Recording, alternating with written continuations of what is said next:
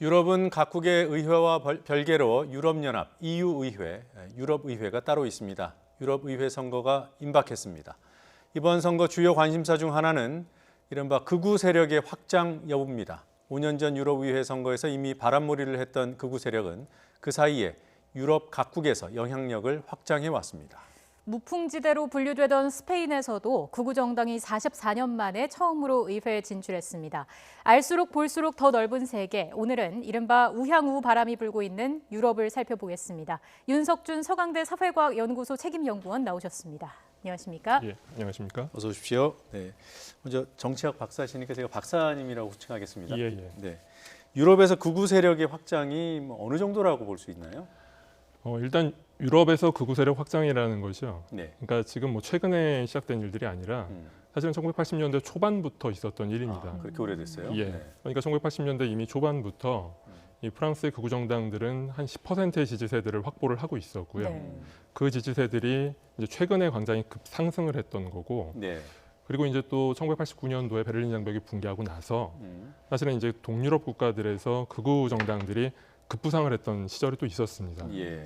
그런데 이제 이러한 흐름들이 2014년 유럽의회 선거에서 이제 이 폭발을 하게 되면서 굉장히 많은 이제 극우 정당들이 유럽 의회에 진출을 하게 된 거죠. 네. 예. 예. 그러니까 사실은 지금 여러 가지 일어나고 있는 그 극우 정당들의 부상이라는 것들은 엄밀히 얘기하면 1980년대부터 그리고서 1989년 이후에 그 흐름들의 연장선상으로 바라보는 게 맞습니다. 예. 그러니까 응축돼서 5년 전 유럽의회 선거에서 이제 분출이 된 거다. 예. 네. 그 개념 정리, 구별부터 좀 해보겠습니다. 포퓰리즘 정당도 극우로 구분이 되는 건가요? 이제 그 부분이 굉장히 국내에서 약간 혼동이 되고 있는 부분들인데요. 네. 우선 결론부터 말씀을 드리면 포퓰리즘 정당과 극우 정당은 같지 않습니다. 유럽이란 맥락에서는요. 네. 예. 일단 기본적으로 포퓰리즘 정당들 중에는 유럽에서 이 극우 포퓰리즘도 있고 극좌 포퓰리즘도 있습니다. 이 그리스의 시리자나 아니면은 스페인의 포데모스 같은 경우가 대표적인 이제 극좌 포퓰리즘 정당으로 분류가 되는 거고요. 네. 예. 그러니까 사실 극우 정당은 일반적으로 저희가 이야기를 할 때 이 국수주의 혹은 인종주의, 네. 파시즘, 나치즘을 이제 신봉하는 이제 그런 정치 세력들을 이야기들을 하는데 네. 사실 포퓰리즘 정당들 중에는 그런 것들을 지지하는 정당들도 있고 네. 그렇지 않은 정당들도 있습니다. 네. 예, 좀 포괄적으로 그냥 포퓰리즘 하면 안 되겠네요. 예, 네. 앞에 수식은 최소한 붙어야 될 것 같고 예. 지금 오늘 얘기하는 극우 세력의 확장이라면은 극우 성향을 갖고 있는 포퓰리즘 정당을 얘기해야 되겠고. 예, 그렇게 말씀하시는 게 가장 정확합니다. 예. 예. 이런 이제 유럽의 극우 세력 얘기를 할 때 보면은 각 국별로 의회에 뭐 진출했다, 1당이 됐다, 2당이 됐다 이런 얘기와 함께 예. 유럽 의회에서 의석을 점유하고 있다 이런 얘기도 합니다. 예. 유럽의 각국의 의회 그리고 또 예. 유럽 연합의 의회 어떻게 구별이 되고 어떤 관계가 있습니까? 예. 그러니까 이제 유럽 의회라는 게 사실 우리 뭐 대한민국이나 아니면 동북아시아에 없는 거기 때문에요. 네. 일단 기본적으로 유럽은 이 양차 세계대전 이후부터 지금까지 지속적으로 유럽 통합을 진행을 해왔고요. 그래서 이제 유럽 통합이라는 그 흐름 속에서 예. 의회를 만들게 됩니다. 그래서 이제 유럽 의회는 유럽 차원의 정치가 작동하는 공간이고요. 네. 그다음에 이제 각 국가별로 있는 그 국민의회, 하원의회들은 이 각 국가 안에서 이 정치가 작동하는 그 장입니다. 네. 그렇기 때문에 유럽 의회는 이 1979년도부터는 이 유럽 공동체 시민들이 직접 투표를 해서 이 선출을 하고 있고요. 예. 그래서 이 유럽 의회라는 층위와 각국의 국민의회 혹은 하원의회라는 층위가 두 개로 작동하고 있다라고 보시면 됩니다. 둘 사이에는 그러면 뭐 직접적인 관계는 없겠네요. 직접적인 관계는 예. 없습니다. 정치 연합은 국내 의회에서 결정하는 거고 예, 유럽 전체를 총괄하는 정책 결정 같은 것들은 예, 유럽 의회에서 결정하고. 예. 왜냐하면은 유럽 연합 차원에서의 정치가 따로 정책에 들어가니까. 작동하는 것들이 있기 때문에요. 네. 예, 거기에 대한 이제 입법과 관련된 부분들을 유럽 의회가 담당을 하는 겁니다. 네. 그럼 그 유럽 의회는 구성이 어떻게 돼 있나요? 유럽 의회는 기본적으로 이제 5년 단위로 선거를 하게 되어 있는데요. 이게 이제 그 각 국가별 의회하고는 다른 선거로 이제 작동을 하다 보니까 예. 예를 들면 이제 올해 지금 이번 달에 유럽 의회 선거가 있습니다. 네. 그런데 이제 기간이 23일부터 26일까지 이렇게 기간이 잡혀 있는 거죠. 예. 근데 사실 이 기간 동안 이 각 국가별로 상황에 맞게 날짜를 선택해서 투표를 진행을 하게 됩니다. 네. 그러니까 왜냐하면은 이 날짜를 하루 혹은 이틀로 잡아버리면은 28개 회원국들 중에서 이 사정이 되지 않는 나라들도 있을 수 있으니까요. 네. 이런 식으로 이제 날짜를 길게 잡아놓고서 이 기간 동안 각 국가별로 선택된 날짜에 이제 투표가 진행이 됩니다. 예. 자, 그러고 나면은 이제 751명이 음. 의원으로 선출이 돼가지고요. 5년간의 임기를 갖게 되고 네. 여기 751명 중에는 한 명이 이제 의장으로 이제 선출이 됩니다. 네. 예. 투표 관리는 각 국별로 하는 건가요? 예, 각 국가별로 진행이 되고요. 네. 최종적인 취합은 유럽연합 차원에서 하게 되지만은 투표 진행은 각 국가의 이제 내무부에서 네. 이제 관할을 하게 됩니다. 일종의 유럽 의회로 파견할 각국의 대표자를 뽑는 거군요. 예, 맞습니다. 네. 그럼 이게 나라별로 의석수도 배정이 다 돼 있습니까? 예, 나라별로 의석수들이 이제 나눠져 있는데요. 일단 기본적으로 이제 독일이 가장 많은 의석을 확보를 할 수 있게 되어 있고, 그리고 이제 28개 회원국들 중에 아마 국내에서 나설 수가 있는 나라인데 몰타라는 나라가 있습니다. 네. 지중해 예. 작은 섬나라고요. 이 나라 같은 경우는 이제 6석의 의석을 가지고 있습니다. 네. 자, 그런데 이제 이게 일반적으로 이 그 나라별로 예. 인구에 비례해 가지고 사실은 이렇게 배정을 해놓은 건데요. 정확하게 이제 정치학에서 이야기하는 이 비례성이 나타나진 않습니다. 그 이야기는 뭐냐면 의원 한 명이 대표하는 시민들의 수가 굉장히 차이가 납니다. 왜 그렇죠? 인구 대비로 하면은 맞아야 되는 거 아닌가요? 왜냐하면은 독일은 굉장히 인구가 많고요. 네. 몰타는 굉장히 인구가 적기 때문에 네. 사실상 몰타에게 한 표나 한 석이나 두 석을 주는 게 맞는 건데 네. 그렇게 됐을 경우에 유럽 연합 안에서 의사결정 구조에서 사실상 몰타는 아무런 의미가 없을 수도 있기 너무 때문에 소외된다. 예. 네. 몰타뿐만이 아니라 저기 보면은 룩셈부르크나 이제 작은 나라들이 있기 때문에요. 예. 네. 그래서 약간 정치적으로 조정을 한 게 지금 이렇게 배분이 되어 있는 겁니다. 독일 같은 경우는 인구가 너무 많기 때문에 너무 많이 줄 수는 없다. 또 이런 예. 거겠고요. 네. 자, 지금 어떻습니까? 이 구체적으로 각 국별로 극우 정당이 어느 정도나 약진해 있습니까? 일단 2014년 유럽의 선거 이후로 네. 각 국가별로 이제 그 당시까지만 해도 사실은 유럽 의회에 이제 진출하는 그 정도였는데요. 네. 이제 대부분의 국가들에서 최소한 2위나 3위 정당으로 부상들을 해 있습니다. 예. 가장 뭐 최근에 이제 그 스페인 같은 경우에 최근에 이제 총선이 끝나가지고 44년 만에 처음이었죠. 네. 그러니까 이 스페인의 군부 독재가 무너지고 프랑크 나서 독재가 무너지고. 네. 처음으로 극우 정당이 이제 의회에 진출을 했고요. 네. 네. 그리고서 이제 이탈리아 같은 경우도 이 북부 동맹이라는 극우 성향의 이제 정당이 네. 연정을 통해 가지고 지금 이 정부에 들어가 있는 상태고요. 오스트리아도 그렇고 그리고 뭐 가장 대표적인 국가인 이제 프랑스 같은 경우도 네. 아마도 이번 유럽의 선거에서는 프랑스에서는 극우 정당이 1위로 부상을 다시 하게 될 겁니다. 아, 그래요? 예. 조금 전에 얘기하셨던 이제 스페인 같은 경우에 예. 그 이번에 원내로 진출한 정당 이름이 복스더라고요. 예, 복스. 그걸 예. 극우 포퓰리즘 정당이라고도 하고 예. 또 그냥 우파 포퓰리즘이라고도 하던데 그 정당은 예. 극우로 분류할 수 있습니까? 그 부분이요. 극우 정당이라고 하는 부분이 사실 네. 정치학에서 굉장히 정의하기 어려운 부분이긴 합니다. 아까 말씀드린 것처럼 원칙적으로는 국수주의, 그 다음에 네. 파시즘, 나치즘, 인종주의를 표방하는 정당들이라고 보통 분류를 해야 네. 되는데 네. 문제는 어떠한 정당도 스스로 극우 정당이라고 하진 않는다라는 거죠. 아, 그래요? 심지어는 언론인들이 혹은 학자들이 극우 정당으로 분류를 해도 네. 우리는 아니다라고 이야기를 한다라는 거죠. 그런데 이제 그렇기 때문에 학자들마다 분류가 다른데요. 그러니까 저는 극우 정당에 대한 분류가 조금 더 엄정해져야 될 필요가 있다라고 생각을 합니다. 왜냐하면 이건 낙인 찍기이기 때문에요.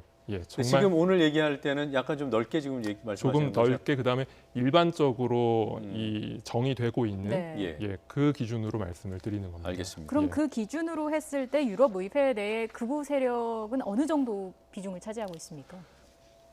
일단 지금 유럽 의회를 기준으로 말씀을 드리면요. 네. 네. 이 유럽 의회는 이제 정당별로 이 정치 그룹을 구성을 하고 있습니다. 예. 그러니까 쉽게 이제 비유를 하자라면은 우리 의회에서 이제 교섭 단체를 이 결성하고 있는 걸로 보시면 되는데요. 네.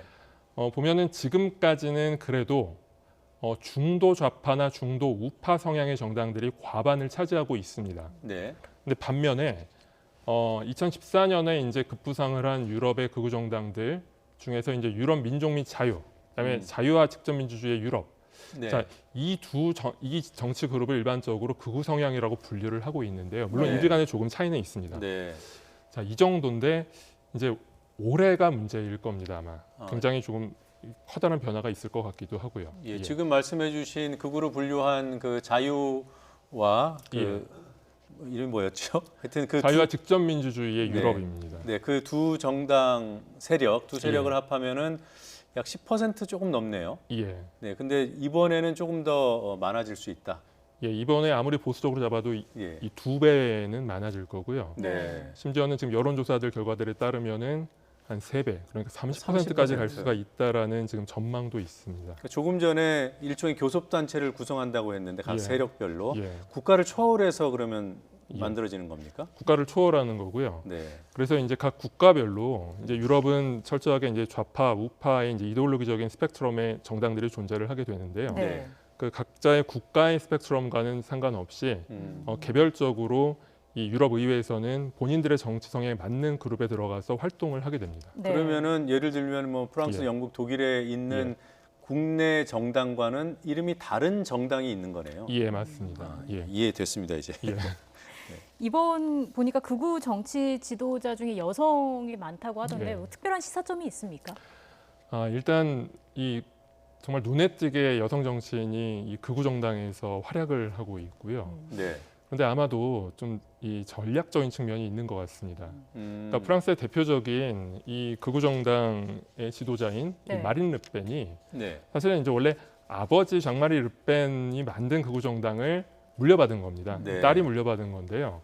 이 물려받는 과정에서 이 소위 이제 지지율을 올리기 위해서 소위 인간의 얼굴을 한 극우라는 전략을 펴게 됩니다. 그러니까 워낙 아버지 장마리 르펜 때는 굉장히 극우 정당에 대한 이미지가 좋지 않았기 때문에 예. 그래서 이제 그거를 본인이 좀 이렇게 순화시켜가지고 실질적인 내용은 바꾸지 않더라도 그래서 이제 집권당으로 올라설 야망을 갖게 되는데 본인은 대통령을 할 야망을 갖는 거고요. 네. 그런데 그 과정에서 상당히 여성성을 강조를 합니다. 그래서 이렇게 어머니 같은 네. 그리고서 유럽이 아무래도 좀 카톨릭 이 국가들이 많기 때문에요. 네. 아무래도 그 여성성에 대한 부분들이 지금 이제 우리가 생각하는 그 젠더적인 의식과는 좀 거리가 있습니다. 그래서 이제 그런 부분들을 자극해서 네. 극우 정당들을 조금 이렇게 유하게 바라보게 지금 만들고 있는데 네. 그게 성공하고 나니까 다른 나라에서도 이제 그런 것들을 전략을 취하는 것 같습니다. 네. 그러니까 대중에 대한 친근한 이미지, 온화함을 강조하는 그런 예. 정치 전략으로 볼 수 있다는 거죠. 예. 뭐 그나저나 대중들이 지지를 하기 때문에 예. 일정한 세력이 모이고 예. 또 의회로도 진출하고 하는 거 아니겠습니까? 예. 어떤 부분에서 어필하고 있다고 보십니까? 그 극우 정당의 부상에 대해서 네. 굉장히 다양한 원인들이 제기가 되고 있는데요. 저는 개인적으로 유럽의 이 경제적 불평등의 심화가 이 네. 근본적인 원인이라고 생각을 합니다. 네. 예. 그 사실 유럽의 경제적 불평등 심화라는 부분들은 2014년도였죠. 토마 피케치라는 경제학자가 이제 21세기 자본이라는 책을 쓰면서 이제 전 세계적으로 사실 이 문제가 주목을 받게 됐는데요. 네. 사실 이제 1980년대 이후부터 지속적으로 유럽에서도 불평등, 경제적 불평등은 심화가 되고 있는 상황이었고요. 예. 물론 영미 국가들보다는 덜한 편이지만 유럽 대륙 국가들도 이제 그러한 과정들을 통해서 실업률도 올라가고 예. 삶이 예전 같지 않다라는 거죠. 평범한 네. 사람들의 삶이요. 네. 자, 그런데 이제 그러한 것들에 대한 해결책을 기존 정당이 찾아주길 바랬는데 사실 이제 이 유럽의 전통적인 좌우파, 그러니까 안정적인 이 양대 정당들이 보통 이런 식으로 집권을 하던 그 판에서는 네. 사실 이러한 문제들에 대해서 적극적으로 해결을 하지도 않았고 그리고 좌파 우파의 정당들이 정체성이 많이 수렴이 됐습니다. 네. 네.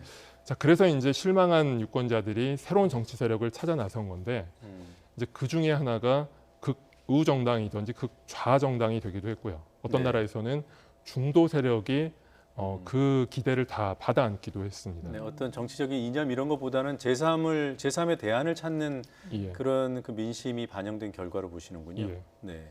그렇기 때문에 포퓰리즘을 로 규정할 만한 부분들이 분명히 있을 것 같고요. 예. 대중들이 원하는 정책을 내놔야 예. 되니까. 알겠습니다. 끝으로요. 영국은 지금 유럽연합 탈퇴한다는 입장이잖아요. 예. 네, 브렉시트 문제가 아직 해결은 안 됐지만 예. 이번에 선거에 참여하는 겁니까? 아직까지 단언할 수는 없습니다. 아직도요? 예. 네, 그런데 2주밖에 안 남았는데. 네. 그런데 참가하는 걸로 지금 예상을 하는 게 맞습니다. 아, 예.